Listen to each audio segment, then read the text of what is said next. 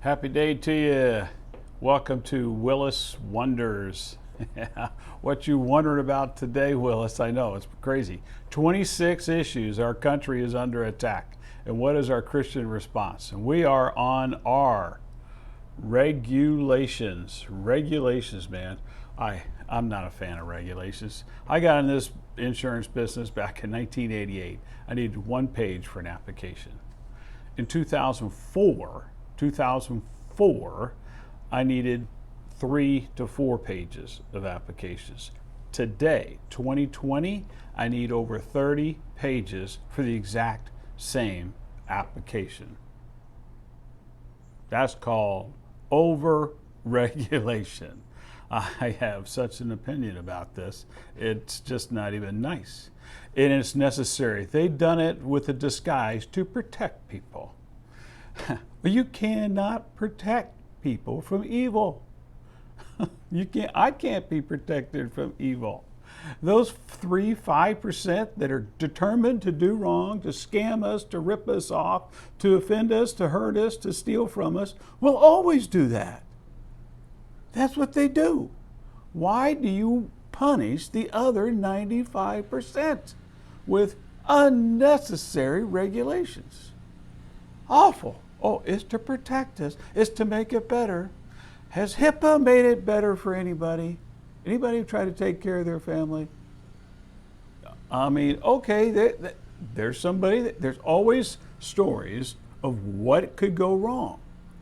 But the other 95% of us have to go through all the regulations that these 3 or 5% did.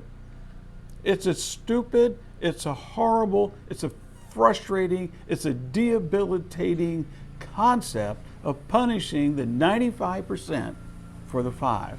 And then we hardly pay any attention to the legal system and the punishment or the retributions or the reconciliations or etc., correcting those that have done bad. Very minimal. And yet the rest of us are all paying the price. Look, they want to make things so difficult that we can't do anything ourselves. They must come in and do it for us. Yeah, I don't need that. I don't want that. I don't dream of that. No, let me do what I want to do, and I will do it with an integrity. I will do it with honesty. I will do it with transparency. I don't need big government to tell me to be a good boy. I'm already doing that, and actually my regulations are way above theirs anyways. Now, maybe I'm unique, of course, but I'm sick and tired of this legal world putting fear of what if, into everybody's lives where they're afraid to walk across the street. How come kids, 5-year-old, 10-year-old kids have to wear a helmet riding a bicycle going 5 to 10 miles an hour, whereas grown men going 70 miles an hour don't have to have them on? What is that? See, fear. What if, fear. Regulations. It cost us so much money. Do you know how easy it was to process that one page or 3 or 4 page application? Now, 30 pages? How can I possibly fill out 30 pages correctly? I got to get off of that. That's my I harp about that a lot. It's just terrible. These regulations have increased so tremendously that they're attacking our Bill of Rights. They're attacking our speech. They're attacking our right to bear arms. They're attacking our religion. They're attacking our family, our businesses, our medical care, our churches, our things. All these regulations are attacking our lifestyle, even recreation. Every aspect of life. Laws and lawyers have made them not a privilege, they've made them a risk. You gotta be careful. I'm old school. Look, you'll be careful when it happens to you. Don't fall off the bike. Let them fall off the bike. They'll figure out how to never do that again. Don't touch it, it's hot. I mean, I've told that to all my kids, but they want to touch it, get burned. They'll never do it again. Look, we all survived. We all survived. And we all learned not to do stupid. We've got grown kids, young people, 20s, 30s, 40s, still doing stupid. They never learn. They're protected by mommy and daddy. Gotta get over all this stuff, man. Why? Why do they punish the 95%? Look, you know who's overprotected themselves is our politicians. These 534 or whatever that number, these privileged elite, they protected themselves. You can't sue them.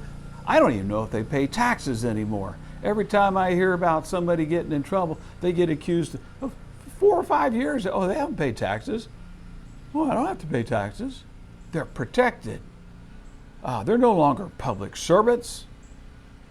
Man, they've gotten over that. They're the privileged. They are puppets of the propaganda machine. Let's cut out their lifetime benefits. They make more in retirement than they make working. I mean, forever pension, forever health insurance, forever security, and their health insurance same as ours. Their pension is the same as anybody else in the government. They have laws that protect them. They can molest children. They can have adultery is just nothing. You can't do anything with that. They're protected. Did you know that? Yeah. There are so many more regulations. Why? I don't love to be controversial, but I'm going to say it. Okay? I'm just wondering, is it because our original founding preacher schools, Harvard, Yale, Princeton, used to be a factory of creating great men of God and preachers of the gospel, are now schools of lawyers? It went from God's righteousness to man's humanity, man's reasoning, human reasoning. There you go. That's how fallible that is. We've gone from God's standards to man's standards. And that's why we don't want regulations. We want righteousness. And you can't regulate righteousness. Righteousness has to come from somewhere else. We don't have it. I have it because of Jesus. You might have it because of Jesus. But by ourselves, we don't have it. That's another story. But doing right is doing that which is just and fair. Now, things that are right are God's laws, God's word, and God's way. Those are right. Okay? What's righteous is anything that's upright. Well, God is righteousness. Jesus is righteous. And Christians are righteous because it's been imputed. It's put into them because that's what Jesus wanted to do. He wanted to make us righteous. Just while we're talking about lawyers, Jesus is our advocate. He's our lawyer, standing before God when Satan is accusing us of who we really are, but not anymore because of Jesus. That's the kind of lawyer that I want. I want Jesus to stand in my stead. I know some attorneys are necessary, but most of the time they're necessary because they've created the problem or expanded the problem. And they cost our society and our businesses and our corporate world so much money. Why don't we deal with that? Oh my gosh. So righteousness is being right before God. You know why those schools, I'm just wondering, I can't tell you, I don't know. They didn't like God's morality. They wanted their own morality. See, God's righteousness is His morality. Human reasoning is our morality. It's a much lower scale. That's the conversation that we really need to have. But because of Christ, He is the righteousness for the believers. It's His righteousness that loves us. It's His righteousness that judges us. He is girded and covered with righteousness. He brings in righteousness to our hearts, our family, our city, our governments. If Christ is lifted up, righteousness is raised up, and it's good for the whole country. But we're letting that go away. We're letting Him kick it out. We got to stand in the gap. Righteousness fulfills so many needs, and it's for the believers. Don't trust on human reasoning. Let's go back to God's righteousness. Wow.